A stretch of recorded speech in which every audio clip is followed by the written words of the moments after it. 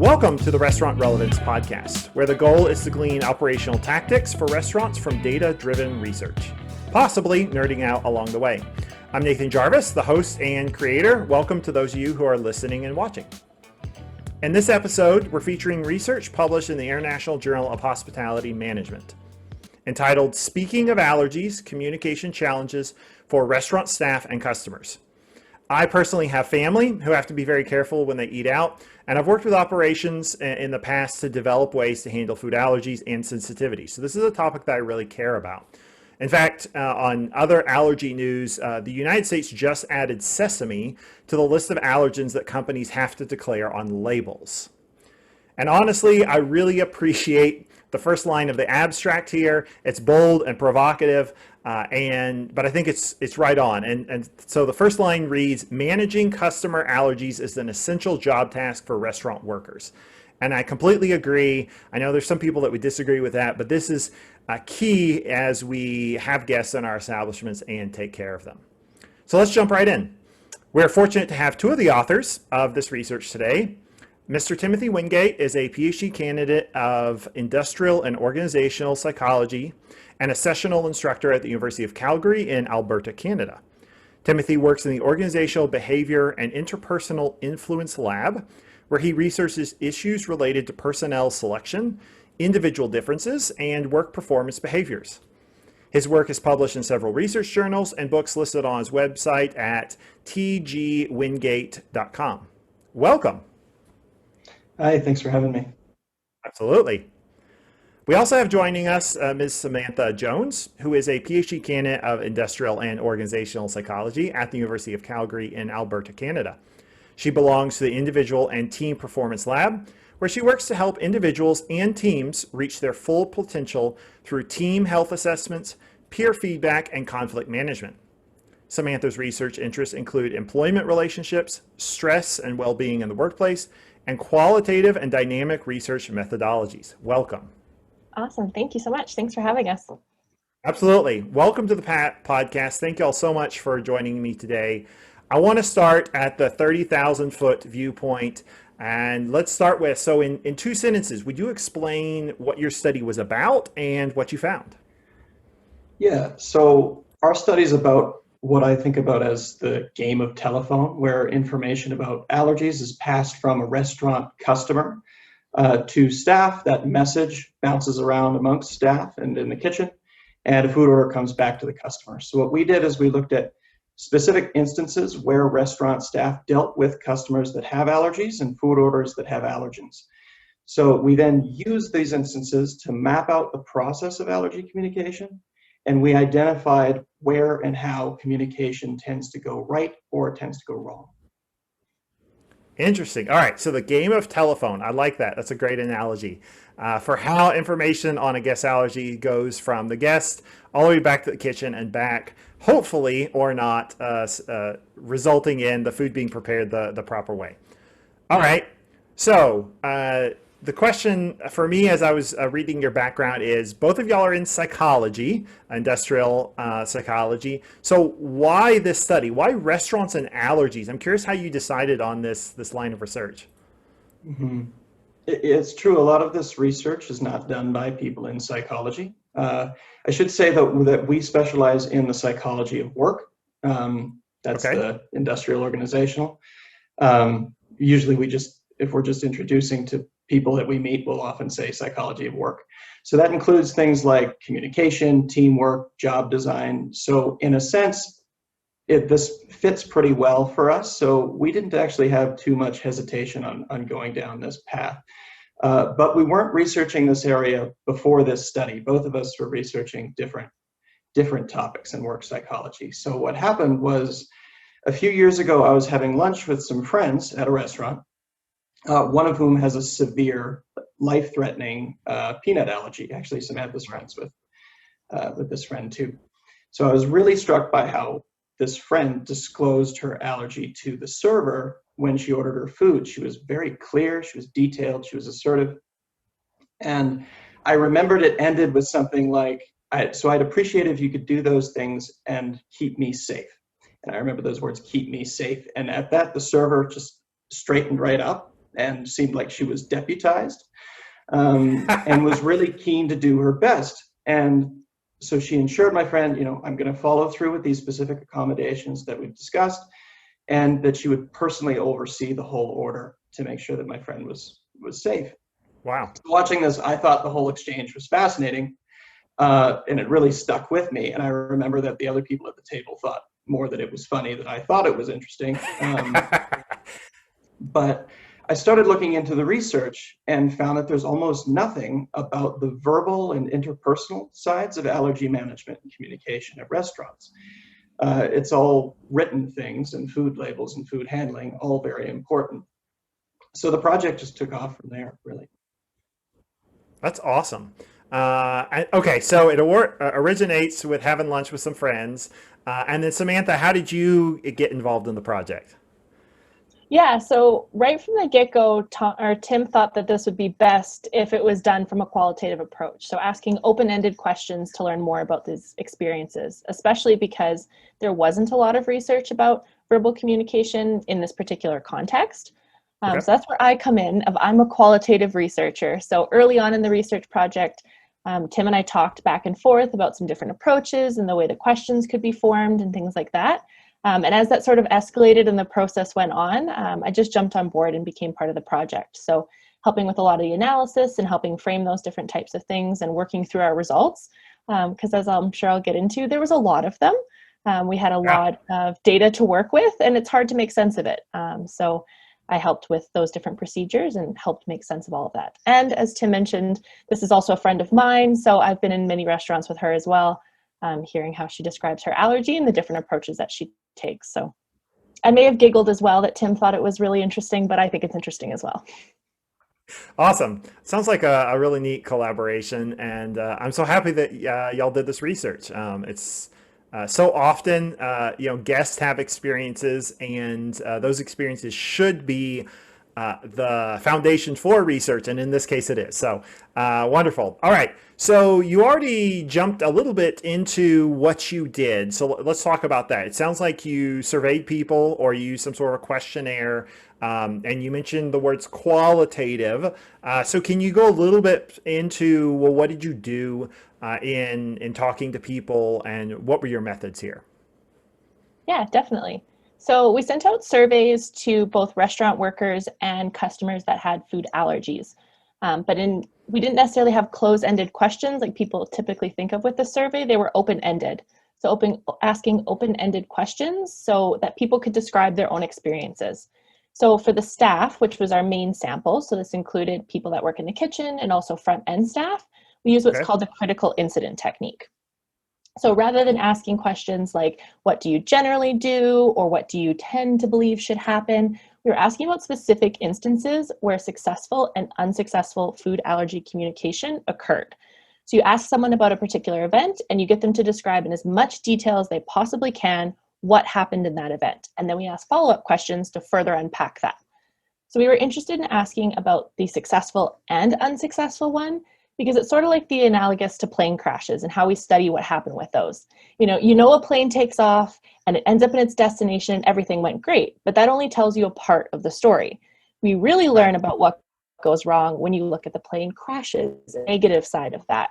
So we were interested in figuring out where those communication breakdowns happen, what's the context of it, what sort of flow of communication happened, where in that telephone chain did that break down. So we asked our kitchen staff and our front end staff questions like, think back to a time where you dealt with a customer allergy unsuccessfully. What went wrong and why? And then had them describe all of the different things that happened there. Then on the customer side of things, we asked more general questions. The idea with the customers is that they were going to help support sort of the other side of it. So when a staff says, I do X, Y, Z, and this is what happens, then we also had data from the customer side to say, I interpret X, Y, Z as this, and I respond in this particular way, so that we had that back and forth. So some of the more general questions were things like, describe how you communicate with restaurant servers about your allergies. And we were really interested in focusing specifically on people who had moderate to severe life-threatening allergies, because that's where that risk communication is really important and the risk is really high. So insensitivities and things like that are also important in the restaurant setting, but we wanted people who were in sort of these high-stakes scenarios to see what that communication relationship looked like. Awesome. All right. So you asked restaurant workers these kind of open-ended questions, almost like a very specific interview question. Like, remember a time when, and they describe both a positive outcome as well as a negative outcome. And then you also ask these questions of guests. Okay. So you got both sides. Awesome. And then from their responses, did you do textual analysis or did you develop themes from there? How did then you kind of process the data? Yeah, so we did a thematic analysis, which is where the word themes comes from. So themes is a way of summarizing all of this qualitative data. So as we mentioned, we had a lot of written information to synthesize. So we had over 4,000 statements from participants. So our challenge, was to look for the patterns and the things that came out of that. So the analysis plan that we chose that was appropriate for the data that we collected was thematic analysis. And what that involves is reading through all of these statements many, many times, having many meetings to talk about the patterns that we saw emerging from the data. And then we organize all of those patterns into what are called themes. So that's sort of the outcome of your analysis. Gotcha. So for an example, one of our themes was staff demonstrate compassion for customers. So this is because we saw consistently across the customers and the staff that people were talking about how important it was to be compassionate or understanding or respond really positively to an allergy disclosure. And this came up quite a bit. But then we also took these themes and looked at them through our theoretical lens. So we were looking at risk communication and what's called Socio-Technical Systems perspective, which I'll pass off to Tim to explain here in a minute. But we were able to then take those themes and look at them through that theoretical framework to further make sense of them and provide recommendations that were grounded in theory, but also in what our data had to say. Cool. Okay, awesome. And that rolls perfectly into talking about kind of the theory behind all of this. Obviously, this podcast, we're all about applying the findings, but theory is important, right? Because it helps us create models about the world and figure out whether we're right about that or not. I once had a stats professor that said all models are wrong, but some are helpful, which I take that phrase with me all the time. But let's talk about the theoretical basis of your work. Tim, do you want to address kind of how y'all were thinking about what you were researching and then how that framed your data? Mm-hmm. Also, I'm a big fan of that. I think is it George Box or something? It's a Box, I think, quote. Yeah, all models are wrong. Yeah, that's a great one. I teach that one too. So first off, we leaned into sort of pillars. I'd say risk communication and socio-technical systems. So I'll start with risk communication. And this is a research perspective that looks at how best to communicate information about risks so that people can prepare for and respond to those risks appropriately. So we've seen a ton of that with the pandemic, obviously. Yeah. So what we took from that is it's a really strong, well-established finding in this area that just just sharing raw information isn't really useful or persuasive in and of itself. Emotions, trust, the social context of communication are huge factors for how we process information, how we think about risk, and how we respond to risks. So for our study, we knew it would be important, it's clearly important, that people communicate about allergies very clearly and fully, but we also expected that trust, emotions, relationships between people would be important factors too. That's what we took from the risk communication perspective. Gotcha.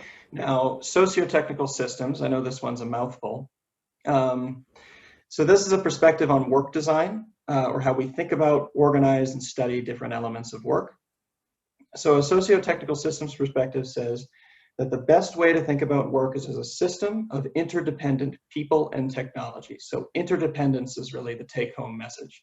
So past research tended to, besides just relying on opinions and beliefs about what the right thing to do is, tended to assume that the best way to attack allergy management, allergy communication is with a list of good practices for customer safety. So then you'd add up these good practices, and the longer your list of good things you do, the better. But from a socio-technical systems perspective, these practices are interdependent. They can't really be added together. They have to be considered in the context of the restaurant's resources, the kinds of staff, the policies, protocols. They have to be related to each other. So all components of a system depend on one another, and one mistake or error can disrupt the whole system.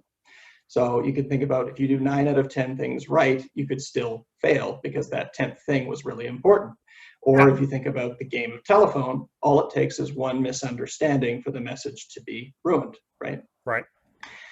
So if the work of managing allergies is a system, we look at, okay, what are the components of a system first? What are the tasks, attitudes, issues in the context or environment? Is it a certain cuisine of a restaurant, something like that? So what are the components of the system that we need to take into account? Second, how do those components interact with each other? So do staff act differently when the restaurant is busy, for instance? Do people's attitudes influence how they behave?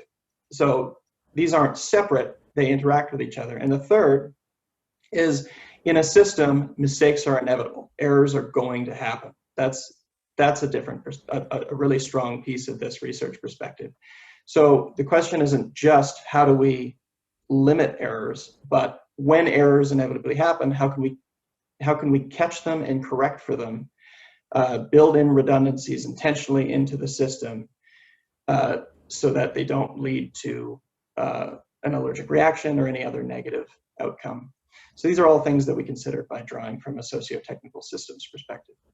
Gotcha. I really love what you just said about, mistakes are bound to happen. And having worked in restaurants, and anyone that has and currently or in the past knows this to be true, right? Like, particularly on the catering side, we would used to say, whatever happens in the back of the house doesn't matter so long as the guest doesn't know, right? Like lots of things can go wrong back of the house when you're catering a wedding or event planning or whatever, but provided that the event goes off well, the food is served properly, etc., then it went off fine, right? Our job is to manage all those things that go wrong.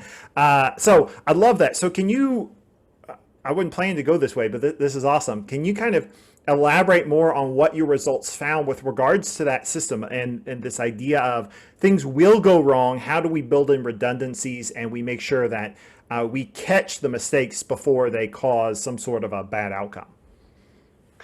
Yeah, so this was huge. This was one of our biggest findings, I would say, is that it did support this system's perspective, that the data did seem to support that. So because behaviors, thoughts, feelings, technology, they're all related to each other and they interact with each other.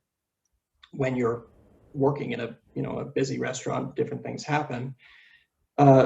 Mistakes are going to happen, and just we have to give up on that dream of if we do everything according to plan, something unexpected isn't going to happen.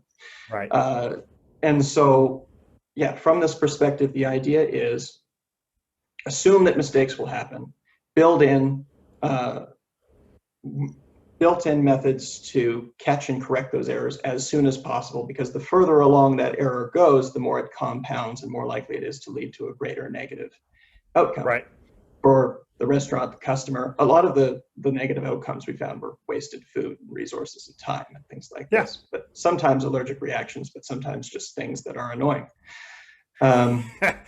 So redundancy is a part of the system. It's not just about being as efficient as possible and doing the fewest possible things that work. It's also about correcting those errors, which means sometimes, if a person discloses their allergy really well, double checking that allergy with them isn't technically speaking necessary, but at some point it might be. So it's catching that error when it comes up. Gotcha. Okay. And so in your results or your discussion of what you found, you break down your results into technical features, social/attitude features, and then kind of the operational environment. Can you elaborate a little bit on those three areas in maybe some most important aspects that you found of each of those categories? I don't know if we can say more.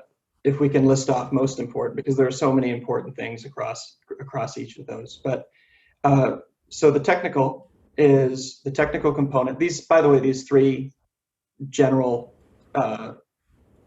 these three general categories we used as an organizational framework came from socio-technical systems theory. So it's an interaction of people and technology. So the technical side is, the job task side of things. That's the policies, the procedures, the behaviors, things that you think of first when you think of allergy management, probably. The social attitude. Things like inputting an extra, a note in the POS system that says, warning allergy right across the ticket, or hand writing on the ticket and walking it back to the kitchen. Those would be technical things. Exactly. Any sort of behavior or policy protocol. Yeah. The social attitudinal is the human side of it. So attitudes, beliefs, things like that. And, it would surprise you. It surprised me anyway, how much that influences the enactment of the technical side of it. So if you have if you have a young server that's never known anyone with allergies and never considered them very, very serious, which we had one or two participants like that, that clearly aligns with, in their own description, how they dealt with their allergy, how they dealt with orders that had allergies in them. So that's the human side, the social attitudinal one. Experiences, attitudes, beliefs, things like that. And then the environment, this is sort of the broadest, most difficult to pin down piece. It's the things outside of the control, for the most part, of staff. So it's things to do with the restaurant, the cuisine, things to do with customers, could be a language barrier, things to do with how busy it is. So it's just the context in which the task and social attitudinal factors are operating within.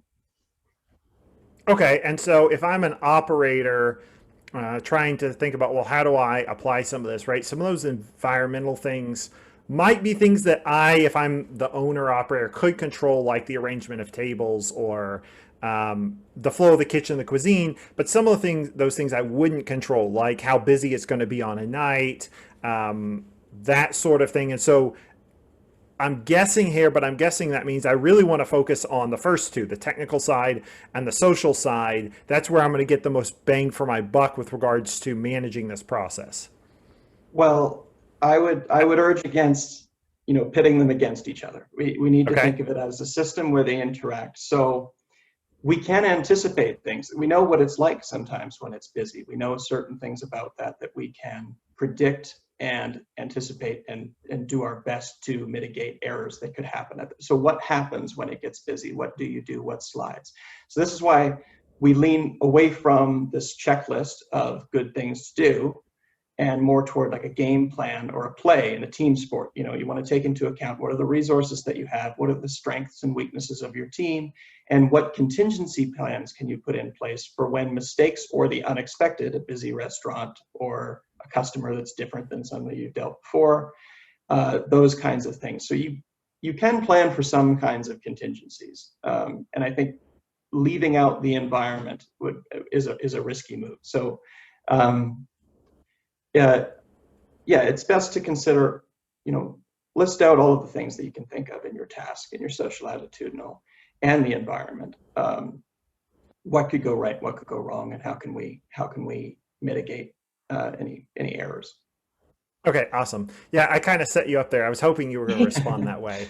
Because it is obviously important, and particularly on the culinary side. I mean, cooks and upcoming chefs are taught to anticipate, and restaurateurs, managers do that as well, right? Like that's the whole reason we forecast numbers is to figure out, well, how much should I be ready for tonight, right? And last year, how many people came in. Now, no one forecasted a global pandemic, but here we are. So, okay, awesome. So, all right. So I think that makes sense.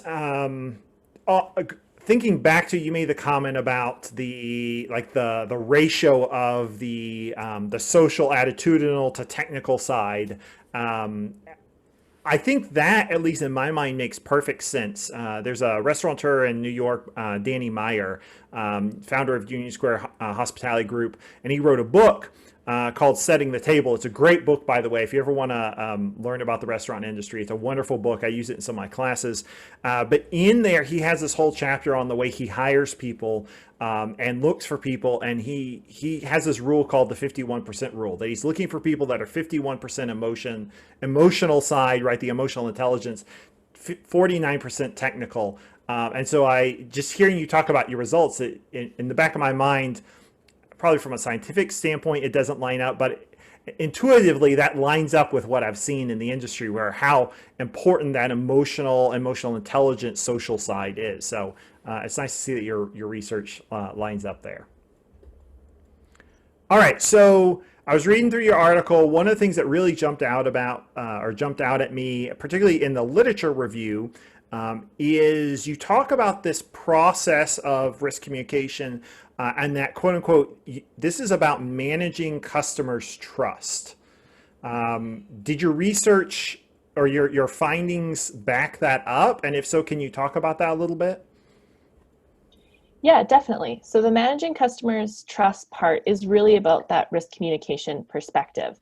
And part of it is that customers and staff have to trust each other to some degree in order to communicate well about allergies. So customers have to feel like, in that example we gave earlier, I want you to keep me safe. I want you to make me feel safe. That's a very vulnerable thing. And so in order for customers to feel like they can disclose that and it's going to be taken seriously, there has to be a sense of trust with that particular restaurant staff. And they also have to trust that the customer is being genuine in their disclosure and that this is a true allergy and that this is something that needs to be taken very seriously. So it's important that customers are safe, and that's a huge part in all these food handling practices and protocols, but ideally they should also feel safe. They should be having a positive experience coming into this setting, and this does help with things like the customer experience and also that they're going to return. Customers can spend a lot of time. A lot of them said, we know a restaurant that's safe. We trust that it's good to go there. And so we go there because we know that it's going to be taken seriously, or we trust from our past experiences that this is going to be a positive experience. So managing that trust and making sure that maintains throughout the entire interaction has a lot of implications. Yeah, absolutely. I wish I could have y'all in my classes where I teach handling allergens, because I always tell my students, look, people who have food sensitivities, but particularly true and even life-threatening food allergies, talk to one another, right? So if they're treated well in one restaurant, there are places they go, Facebook group, etc. They tell other people that they were treated well and they didn't get sick. And that's some of the best word of mouth that you can get.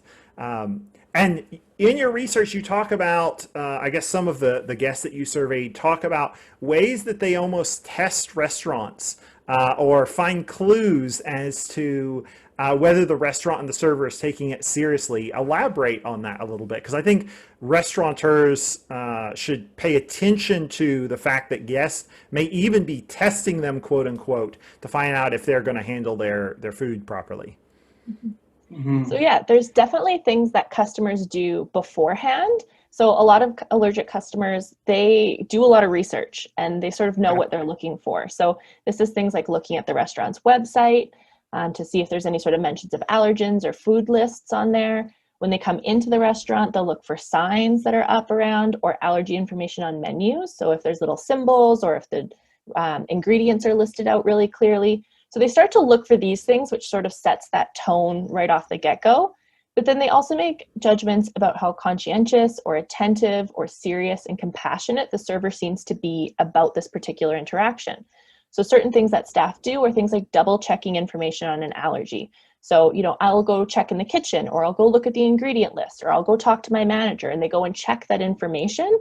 And even bringing that manager back. So having a manager deal directly with the customer with an allergy. These things seem to help create a sense that we take this very seriously. We are concerned about your safety and well-being. And these are the different steps, the active behaviors that we're doing that signal to you that we're taking it seriously and that you can trust us. Okay, awesome.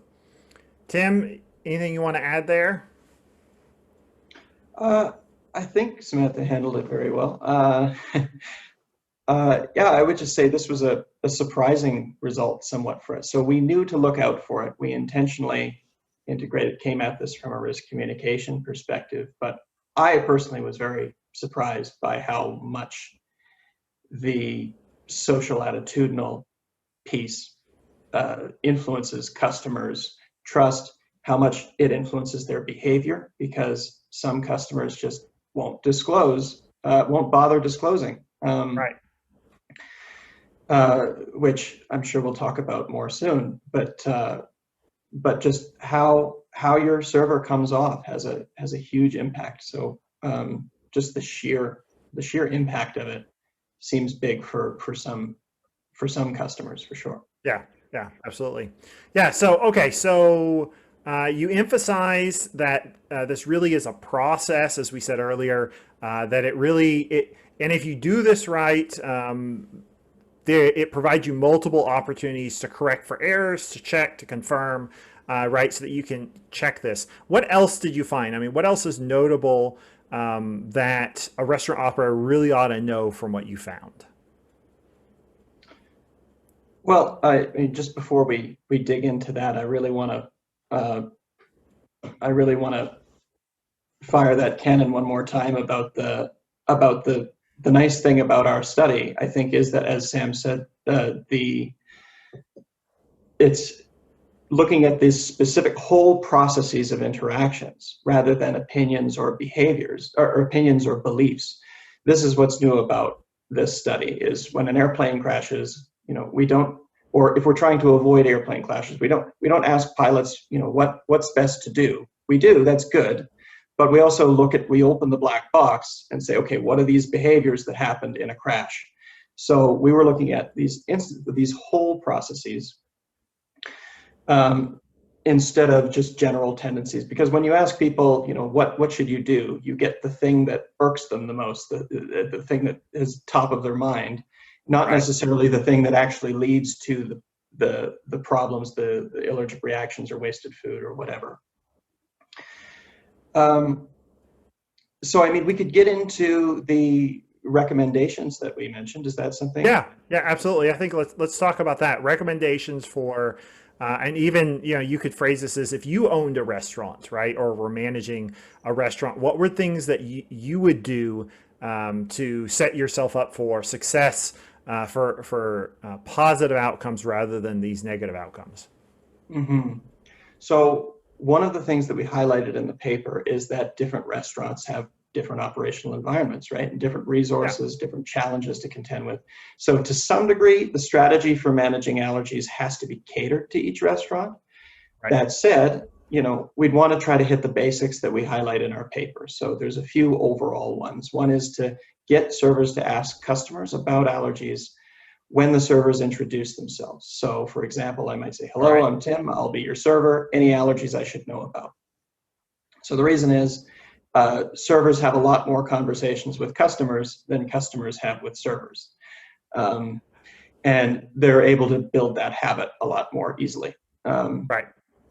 So you're, in that sense, you're focusing on, let's train the servers to ask about allergies rather than trying to do public information to get guests to disclose better. So it's focusing on training the servers to be the instigators there with regards to finding a disclosure. Well, again, I wouldn't pit it against the trying to get customers to disclose better.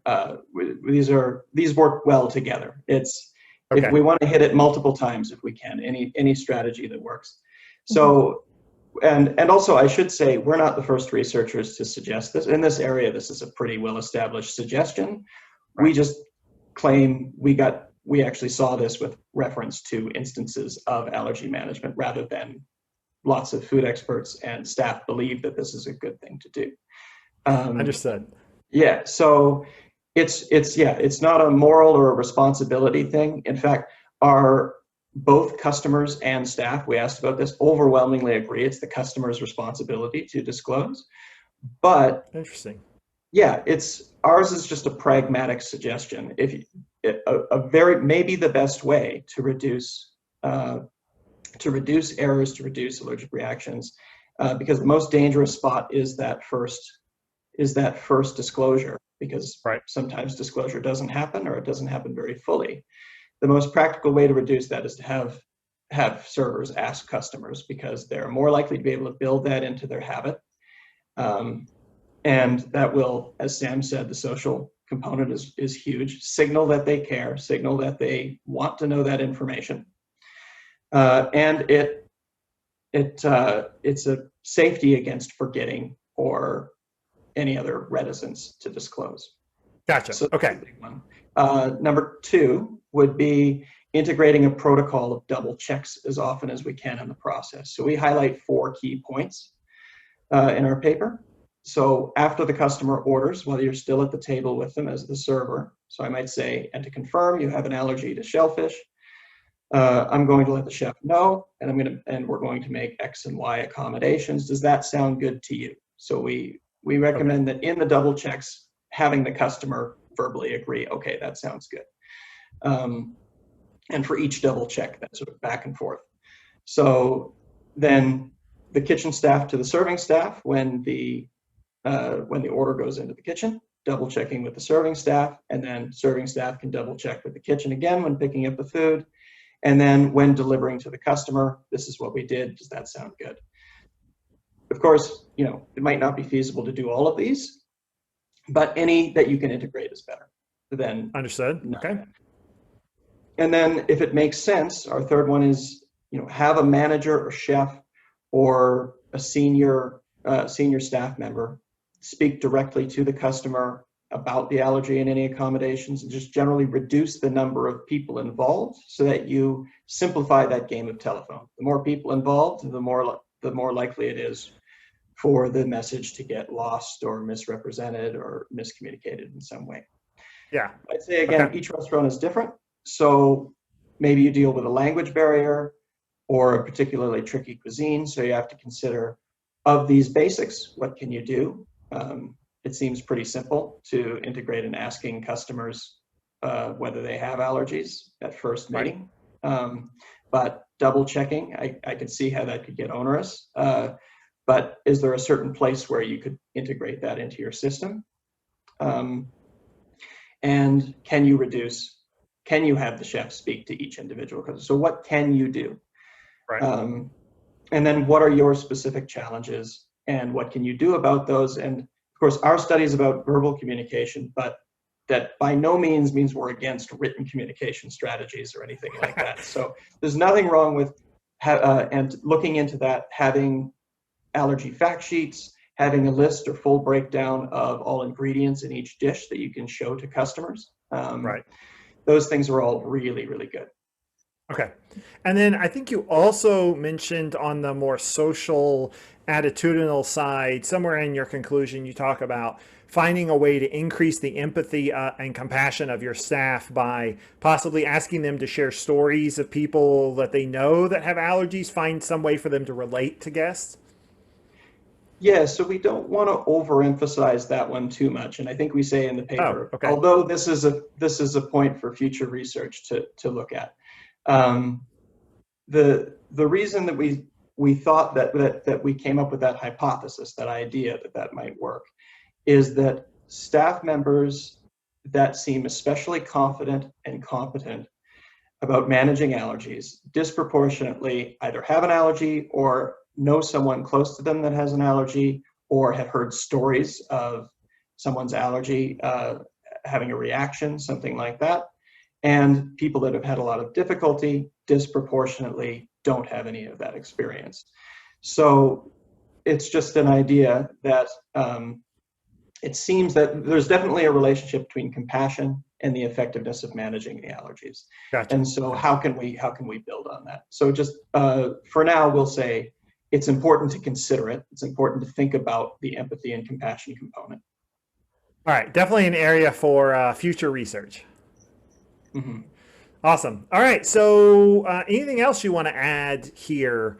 And also, I know this is not part of y'all's normal research repertoire, but are you thinking about continuing this research? And if so, or even if not, where would you go next with this research, or what would you want to know next to build on this? Mhm. So we haven't decided actually whether we're going to continue down Okay. this particular road, and that's the beauty of research as we see it anyway. We got to build on other people's work, and that it's the scaffolding idea, right? And now that our study is getting published, others can build on this study and build on our work. Right. But for me, thinking about this question, there is a really great body of work on written strategies like allergy fact sheets, informative menus, websites, things like that. So I'd like to look more at the integration of written and verbal communication. This was a verbal communication mostly study. So for example, whether order forms, a written piece of technology, could be designed in a way to facilitate better verbal communication. So maybe we have notes on a written order form that help guide discussions or guide a server's notes about allergies. Maybe help someone communicate more clearly and include all necessary information about the allergy. That's one idea. Sam, I think did you have an idea too? Yeah, definitely. So I really agree with Tim that, this is sort of the fun part about being a scientist, is that you get to see an interesting real world problem, and then you can kind of go back to your office and think about it and try and figure out a way to solve it. So this is outside of our normal area, related, but outside of it. So I think there's a couple of ideas that we have playing around, but also it'd be great to see other people who are more in this field really take this and hopefully run with it. Some of the parts that I'm really interested in seeing happening is, we've talked about sort of this reciprocal communication and how it's not linear. It's not, the information flows from one to the other, but rather that you need to double check and it needs to come back. And one of the outcomes that we have, or the outputs of the paper, is that we have a communication flowchart and sort of an integrated framework that we've come up with that highlights all these different points of double checking and communication and common areas where they break down. And so, as we've mentioned, that some of these things, it's sort of as many as you can do are just going to keep making your restaurant and that customer's experience more and more safe. But I'd like to see how we can train based on this framework or test based on this framework. So there was, there's all kinds of training protocols that go into working in a restaurant setting or in a food service setting, but some places don't have as many, or there can be a lot of variability between restaurants. So some really emphasize the allergy component and those types of communication elements, and others don't. And so one area I'd really like to see is taking some of these recommendations from this particular framework and using that as a foundation to develop training protocols, or even just to put it forward to staff of, this is another tool that can help you navigate this particular circumstance, especially if you don't have the personal experiences with an allergy or know someone, so it might not be as front of mind for you. This is sort of a little reminder of, this is something that can be really helpful, help your customers' experience, help it be safe, and also for you to have a more positive experience in the workplace. It's stressful to potentially be in a situation where there's an error, and a lot of people talked about, how if something does go wrong, that it's very upsetting and you don't want to be involved in that. So trying to help find ways to improve it on both sides of that. Gotcha. Wonderful. Anything else y'all would like to add? We've covered all of the things we'd like to. We could talk about how we're doing for time. We could talk about the surprising results, or what surprised you and what you found? Well, I know Samantha had some couple that she wanted to know.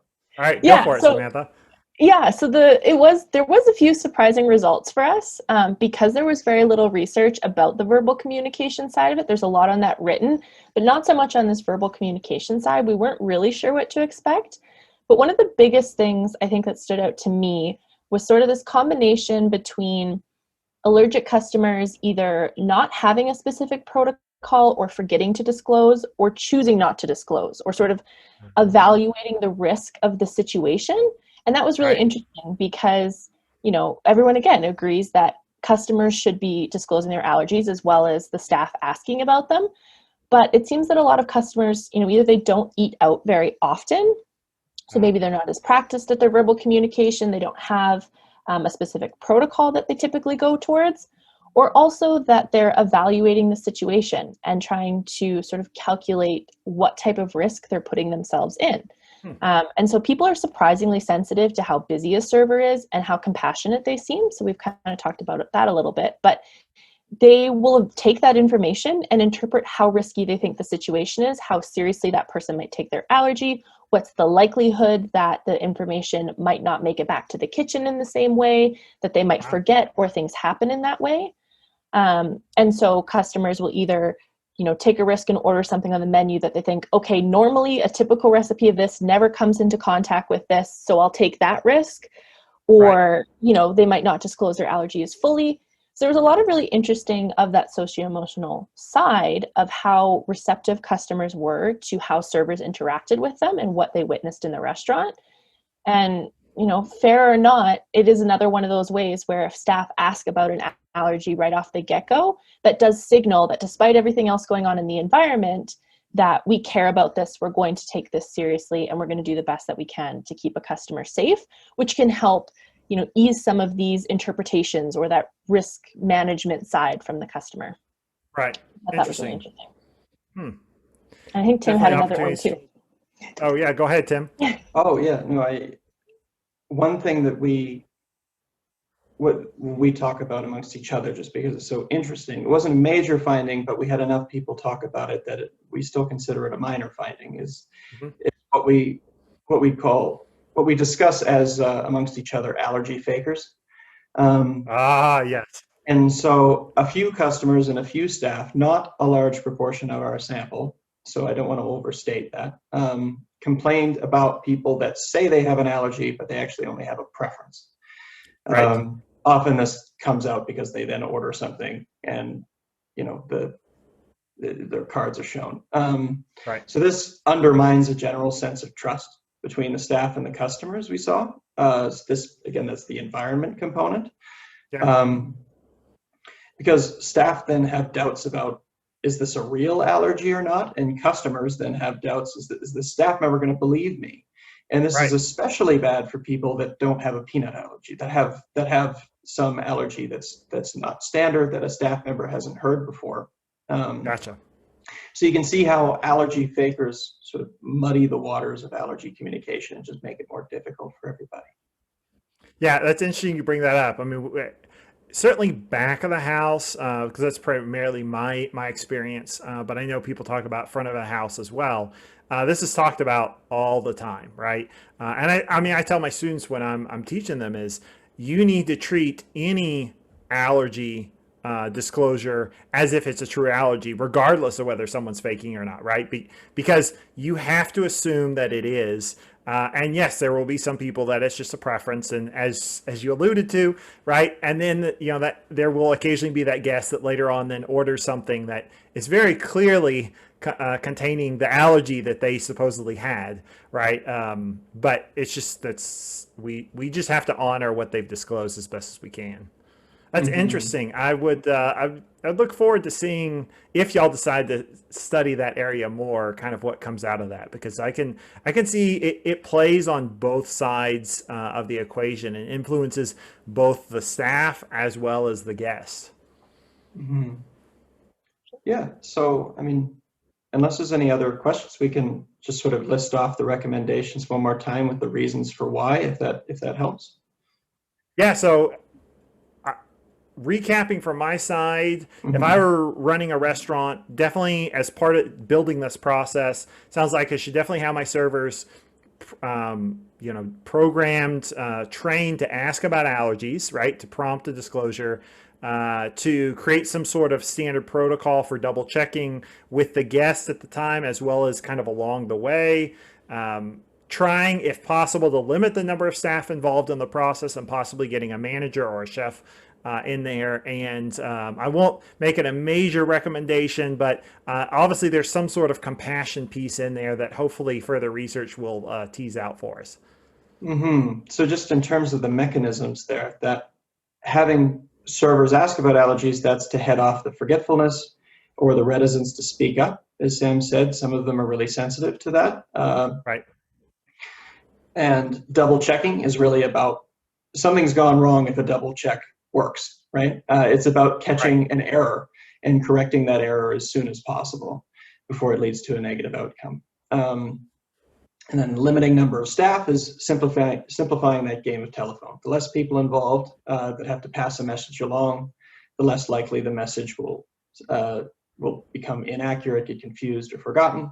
And then thinking about empathy and compassion seems to be helpful because customers seem to really pick up on it, and it affects their trust of the staff and restaurant, and it might potentially help them disclose and communicate more clearly about their allergy and have a better overall experience.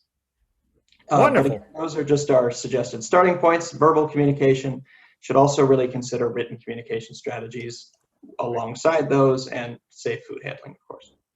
Yeah, absolutely. Wonderful. Well, thank y'all so much for taking the time to be on the show with me today. I really appreciate it. Your time and your expertise, making sure I stay on track, even as I get you to try to make some recommendations for restaurant operators. And thank you to those of you that are listening or watching. If you have questions or comments about the show, please email me at nathan@restaurantrelevance.com.